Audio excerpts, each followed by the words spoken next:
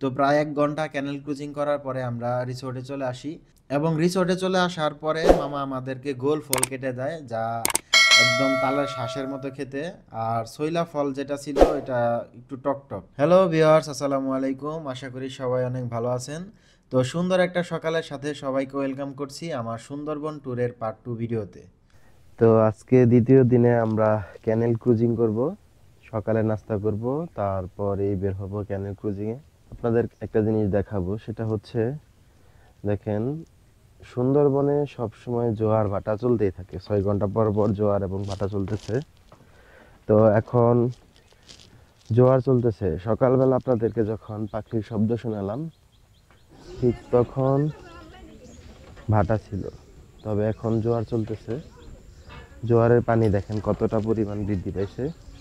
তো দেখতে পাচ্ছেন এখন পানি এই পর্যন্ত আছে। তো আজকে সকালে আমরা সকাল সকাল ঘুম থেকে উঠে রেডি হয়ে নাস্তা করতে চলে গেলাম। তো এইখানকার ডিম খিচুড়িটা আমার কাছে খুবই ভালো লাগছে, তাই আজকে সকালেও ডিম খিচুড়ি আবার নিলাম। তো নাস্তা শেষ হয়ে আমরা বের হয়ে গেলাম আমাদের যে মোস্ট এক্সাইটিং এবং থ্রিলিং অ্যাডভেঞ্চারাস থিংস, ক্যানেল ক্রুজিং করতে। তো সাধারণত এখানে যে সকল গেস্ট আসে তাদের বেশিরভাগই খালের আশেপাশে ক্যানেল ক্রুজিং করে থাকে, কিন্তু মাঝি মামাকে আমরা বলি যদি পসিবল হয় আমাদের একটু ভিতরের দিকে নিয়ে যেতে, যেখানে গেলে সুন্দরবনের যে আসল ফিলিংসটা পাওয়া যায় এটার জন্য। তো এটার জন্য মামাকে একটু হালকা পাতলা বকশিস দিয়ে দিতে হয়। তো আমরা সেটা দিয়ে দেই। তো অবশ্য বনের ভিতরে ক্যানেল ক্রুজিং করতে হলে মনের ভিতরে আলাদাভাবে একটা সাহস নিয়ে ভিতরে প্রবেশ করতে হবে, অন্যথায় আপনি একটু ভয় পাবেন। তো যাই হোক, বনের ভিতরে নৌকাটা যখন যাচ্ছিল একটু ভয়ই লাগতাছিল, কিন্তু অ্যাডভেঞ্চারাস যে একটা ফিলিংস, সেটা এটার ভিতরে যদি না আসেন বা ভিতরে যদি প্রবেশ না করেন সেটা কখনোই আপনি উপলব্ধি করতে পারবেন না। তো বলা যায় যে এক কথায় ক্যানেল ক্রুজিংয়ের জন্য হইলেও সুন্দরবন আসা উচিত। আমার জীবনের বেস্ট ক্যানেল ক্রুজিং এইটা। যাই হোক, মামা আমাদেরকে ভিতরের দিকে নিয়ে যেতে যেতে এই বনের যে বিখ্যাত যেসব গাছ আছে সেগুলোর সাথে পরিচয় করিয়ে দিচ্ছিল। তো আমরা ক্যানেল ক্রুজিং করার সময় যে সকল পাখির ডাক শুনতেছিলাম, এরকম পাখির ডাক মানে এই কণ্ঠে বা এই সুরে আর কখনো শোনা হয়নি, আমার কাছে প্রথম মনে হচ্ছিল।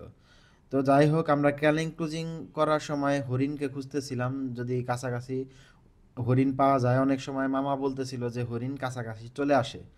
তো দুর্ভাগ্যবশত আমরা হরিণ দেখতে পাই না। তবে ভাগ্য ভালো থাকলে আর যদি আবার কখন আসি তাহলে হয়তো সুন্দরবনের হরিণ সরাসরি বনের হরিণ যেটা সেটা দেখতে পারবো। তবে মাঝি মামা আমাদেরকে বলতেছিল যে হরিণ ছিল কাছাকাছি, বাট আমাদের যে নৌকার পানির শব্দ সেটার কারণে হয়তো চলে গেছে। তো ক্যানেল ক্রুজিং এর সময় আর কিছু দেখতে পান বা না পান, বানর অবশ্যই দেখতে পাবেন, বানর দেখা কারোই মিস হবে না। তো অনেকটা ভিতরে চলে আসার পরে আমরা মামাকে বলি মামা আর ভিতরে যাওয়ার দরকার নাই, কারণ ভিতরটা একটু বেশি রিক্সি হয়ে যাচ্ছিল। তো আমরা আর সামনের দিকে যাই না এবং ক্যানেল ক্রুজিং করে বেরিয়ে আসার সময় মামা আমাদেরকে যে ছইলা ফুল আছে এবং ছইলা ফল সেটা পেড়ে দেয়। এই ফলটা আমরা রিসোর্টে যেয়ে খাই। তো প্রায় ১ ঘন্টা ক্যানেল ক্রুজিং করার পরে আমরা রিসোর্টে চলে আসি এবং রিসোর্টে চলে আসার পরে মামা আমাদেরকে গোল ফল কেটে দেয়, যা একদম তালের শ্বাসের মতো খেতে। আর ছইলা ফল যেটা ছিল এটা একটু টক টক। তো ভিউয়ার্স দেখতে পাচ্ছেন, এটা হচ্ছে শৈলা ফল, এখানকার আঞ্চলিক ভাষায় বলে, বা অন্য কোনো নাম আছে কিনা এটা আমি জানি না। তো এটা খেতে খুবই টক। এটা মোটামুটি পরিপক্ক হয়েছে খাওয়ার মতো।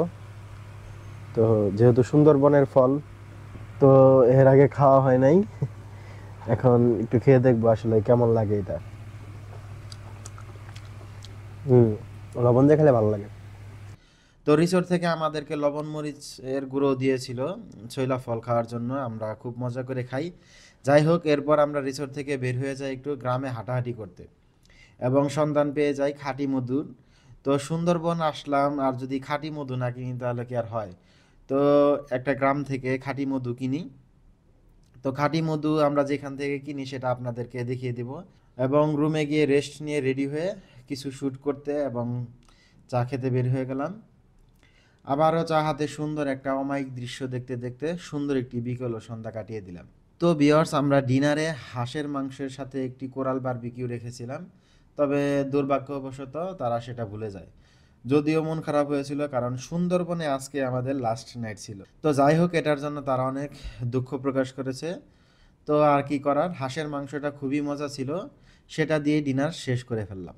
এবং পরের দিন সকালে রিসর্ট ম্যানেজমেন্টের পক্ষ থেকে আমাদের জন্য ফিশ ফ্রাই ছিল, যা গতকাল রাতের মিস্টেকের জন্য দেওয়া। তো যাই হোক, তাদের এই আন্তরিকতা সত্যি খুবই ভালো লেগেছে। তো ভিউয়ার্স দেখতে পাচ্ছেন আমরা এখন রিসোর্টের একদম পেছনের যে অংশটা আছে, সুন্দর একটা অংশ, সেখানে চলে আসছি। এটা হচ্ছে গোলপাতা গাছের সারি বা বাগান। ঠিক রিসোর্টের পেছনেই এরকম সুন্দর একটি কাঠের ব্রিজ রয়েছে। তো আমরা এখন এখানে ছবি তুললাম এতক্ষণ। তো আমাদের চেক আউটের সময় হয়ে গেছে প্রায়। আমরা এখন আস্তে আস্তে রুমের দিকে যাব, সব কিছু গুছাবো এবং চেক আউট করে বাড়ির দিকে রওনা দিব। তো ভিউয়ার্স, আজকে আমরা বিদায় নিচ্ছি জঙ্গলবাড়ি রিসোর্ট থেকে। তো এখন আমাদের চেক আউট, আমরা এখন শিপে উঠবো। তো ভিউয়ার্স, এখন আপনাদেরকে আমি বলবো এই রিসোর্টে থাকার খরচ। তো আপনারা যদি একদিনের জন্য থাকেন, কাপল যারা থাকবেন তাদের জন্য হচ্ছে পার নাইট 10,000 টাকা করে, থাকা খাওয়া সহ। তো এখানে সকালে নাস্তা, দুপুরের লাঞ্চ এবং রাতে ডিনার সহ পাবেন। এবং যদি আরও বেশি ফ্যামিলি পার্সন নিয়ে আসেন তো এই ক্ষেত্রে হচ্ছে কস্টটা ডিভাইড হয়ে যায়, আরও কম পড়ে। আপনারা চাইলে আলাদা ফ্যাসিলিটিসের যে রুমগুলো আছে কাপল রুম ছাড়া, সেগুলো নিতে পারেন। তো এই ক্ষেত্রে আপনাদের খরচ 2800, 3000, 3200 বা 2500 পর্যন্ত হতে পারে। আপনাদেরকে মংলা থেকে শিপে করে নিয়ে আসা হবে এবং ট্যুর শেষ হলে মংলা পর্যন্ত পৌঁছে দেওয়া হবে শিপে করে। তো এই ছিল আমাদের সুন্দরবন ট্যুরের ডিটেলস ভিডিও। আশা করছি আপনাদের কাছে ভালো লেগেছে। আর যারা যাবেন ভাবছেন, কোনো দ্বিধা না করেই চলে যান। এখানে প্রচুর রিসোর্ট রয়েছে, জঙ্গলবাড়িতে আসতে হবে এমন কোনো কথা না, যে কোনো রিসোর্টেই চলে আসতে পারবেন। তো ভিউয়ার্স, আপনারাও ঘুরে আসুন সুন্দরবন, আর মন প্রাণ ভর্তি এনার্জি নিয়ে আসুন। তো শেষ করছি এখানেই, দেখা হবে নেক্সট কোনো ভিডিওতে। আল্লাহ হাফেজ।